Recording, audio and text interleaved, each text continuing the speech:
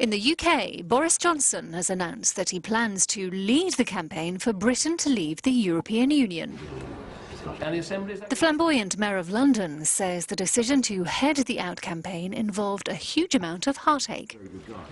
Insiders say Johnson's decision is a huge boost to the Out campaign.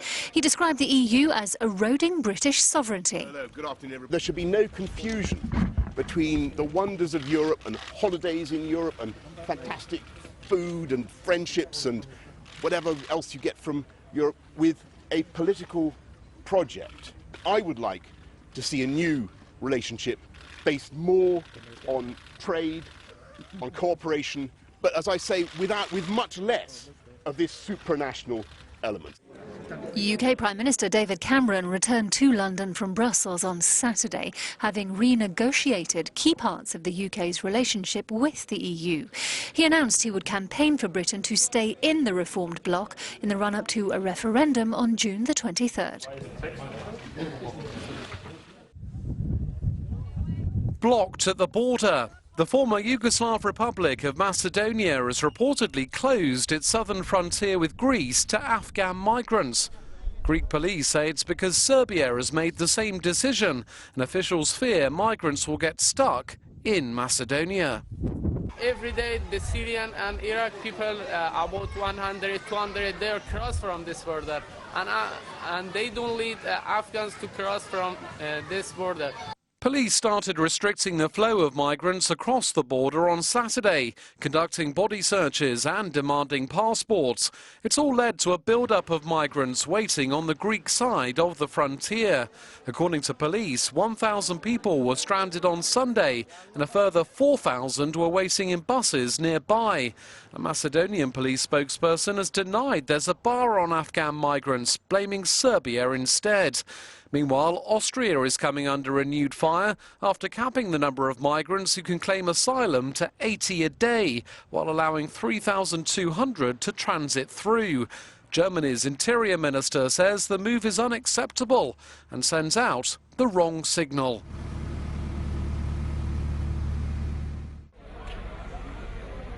Death and destruction. More than 150 people in all are now said to have been killed in bomb attacks in the Syrian cities of Damascus and Homs.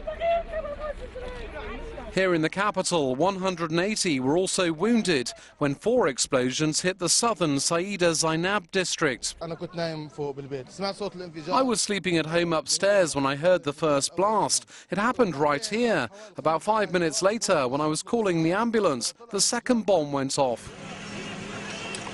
In Homs, dozens were killed in twin car bomb explosions. ISIL says it was behind the attacks in both cities. Suffering and destruction here in Syria has worsened further since Russia launched airstrikes. US Secretary of State John Kerry said on Sunday that a ceasefire in Syria was still possible. He added that he'd reached a provisional agreement with his Russian counterpart. A cessation of hostilities, a hudna, is possible over the course of these next hours. Syrian President Bashar al-Assad says he's ready for a ceasefire on the condition that terrorists don't turn a lull in fighting to their advantage and that countries backing insurgents stop their support. Radioactive material that went missing in Iraq last November has been found dumped near the country's southern town of Zubair. It's not clear how the material, which is owned by Swiss inspections group SGS, ended up on the roadside.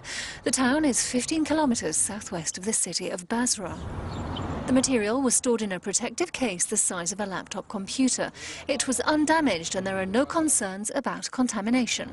Officials think the device was stolen and then dumped when they were unable to sell it on.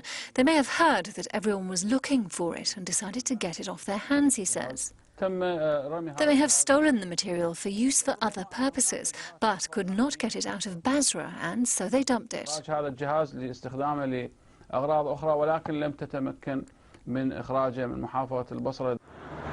The find near a petrol station has ended speculation that it had been acquired by ISIL to use as a weapon. The authorities say the consignment went missing last November. Fiji has embarked on a massive clean-up operation after what's described as the worst cyclone ever to hit the South Pacific island nation.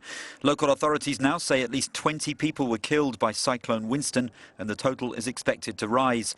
The storm struck late on Saturday with winds of over 300 kilometers an hour, flooding low-lying areas, flattening remote villages and cutting off communications. Power lines have gone down all over the country, and roofing iron, glass, live electric wires, and other hazardous materials pose serious threats to public safety. We are working hard to make your streets and communities secure once again, but that will take time. The Prime Minister said the storm had left people stunned. Almost 8,000 remain in emergency shelters where they'd taken refuge before the cyclone. Crops have been wiped out and water supplies interrupted. A curfew imposed during the storm has been lifted, enabling emergency workers to reach the more remote parts of Fiji's 300 islands. Exit polls and early results suggest Bolivian President Evo Morales is headed for defeat in a referendum on whether he can run for a fourth term in power. He's seeking to change the constitution so he can stand for re-election in 2019. Two polls show him suffering a narrow loss. Uganda's main opposition leader has called on his supporters to protest after President Yoweri Museveni, in power for 30 years, won another 5-year term. Kizza Besigye, who says he's been under house arrest, has rejected the election outcome, claiming fraud. Pope Francis is calling for the abolition of the death penalty around the world. He says the commandment, "You shall not kill," is valid for both the guilty and the innocent. In some of his strongest words ever against capital punishment, Francis also encouraged Catholic politicians to seek a moratorium on executions during the Church's current Holy Year. The commandment, "You shall not kill," has absolute value, he tells the crowd, and applies to both the innocent and the guilty. Even criminals hold the inviolable right to life, a gift from God. Nearly 2,500 people were sentenced to death globally in 2014, according to Amnesty International. That's up more than a quarter on the previous year.